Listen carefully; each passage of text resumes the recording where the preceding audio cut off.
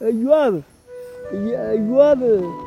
ሳጥናኤል ፈጣሪውን አንድ ሰው አገኘሁ የቀረውን ወስጄዋለሁ አንድ ሰው ብቻ ቀርቶኛል አለ። ማን ነው አለው። ኢዮብ ነው አለ። አይ ኢዮብን ስጠኝ ሲለው ኢዮብንማ አልሰጠህም አለ። ብትሰጠኝ እኮ ወስደው ቆይ አለ። ግን ነፍሱ የኔ ናት ሥጋውን ሰጥቼሃለሁ አለው። ኢዮብን ንብረቱን ሁሉ ጨረሰበት። ጨርሶ ልጆቹ ሲቀሩ ልጆቹ አንድ ቀን አልቀው አደሩ። ሳጥናኤል ራሱን ተላይቶ እንደ ዘመድ ሆኖ ምን እግዚአብሔር ልጆችህን ሁሉ ጨረሰብህ ብሎ ቢለው አይ የወሰደ እሱ የፈጠረ እሱ ብሎ አለው። ዲያብሎስ ሳጥናኤልን አፍሮ ሄደ። አሁንም ይኸውልህ ንብረቱ አለቀ፣ ሀብቱ አለቀ።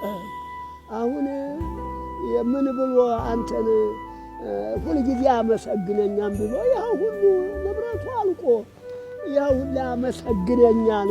ታዲያ ሙሉ ጅስሙ እያለ ምን ብሎ ሳያመሰግንህ ይቀራል? ጅስሙ እንደሞላ ነው ያመሰግንሃል አለ። ጅስሙን ደግሞ በቁስል አበሸቀው። አሁን አብሽቆ ሚስቱ ስታስታመው አንድ ቀን ሚስቱ ውሃ ልትቀዳ ወደ ወንድ ስትሄድ በአጀብ ተቀምጦ ዲያብሎስ አንቺ የኢዮብ ሚስት ልጆችሽ አለቀ፣ ሀብትሽ አለቀ፣ አሁን ደግሞ የእሱ ቁስል ስትጣበቅብሽ ብሎ አላት።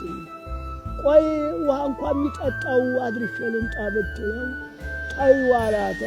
ውሃ እንኳን የሚጠጣው አድርሼ ልምጣ ብላ ሸቷ ስማያውቀውን ስመጣ አፍንጫዋን ሸፍና ገባች። ሸቷ ቁስሉ አንቺ ያጎማዳ ያገኘሽ ጠላታችን ምን ሰው ነው አጋይንት አይደለም ኧረ ሰው ነው ብላ ብትለው በይንቺ ይችን መስቀል አርጊ አንገትሽ መስቀሉን ሲያይሽ አውጣዩ ይልሻል። አንቺ እንዳትይ አንቺ የኢዮብ ሚስት መስቀሉን ጣይው አላት።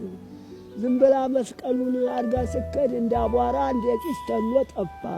ስትመለስ መልአከ ገብርኤል እንደ ሰው ሆኖ አንቺ የኢዮብ ሚስት ኢዮብን እኮ በልባላ ጊዮርጊስ ብትወስጂው እኮ ይድናል አላት። አልችለውም ብላ ብትለው መጣይና አንድ ጠይም ሰውዬ በልባላ ጊዮርጊስ ይዘሽው ብትሄጂ ይድናል ብሏል እኔ አልፈትም ብትለው ብትሸከመው ቀለለ። የ80 ዓመት ሽማግሌ ነበረ። በዚያን ጊዜ 7 ዓመት ነው ያመመው። በ7 ዓመቱ የ80 ዓመት እንደሆነ 7 ዓመት አመመው። ኢዮብን ወስዳ ባልተቤቱ በልባላ ጊዮርጊስ ወስዳ ብታገባው ያ ትሉ ክንፍ አውጥቶ እየበረረ ንብ ሆነ። እሱ እንደገና የ30 ዓመት ጎረምሳ እሷ የ15 ዓመት ቆንጆ ሆና እንደገና ንብረቱም ሀብቱም ሞላላቸው። እግዚአብሔር እንዲህ አድርጎ ለወዳጁ ላመነው እንዲህ አድርጎ እግዚአብሔር አይቸግረውም። እንዲህ አድርጎ ያወርሳል። እግዚአብሔር ውረዱ፣ እግዚአብሔር አመስግኑ ነው።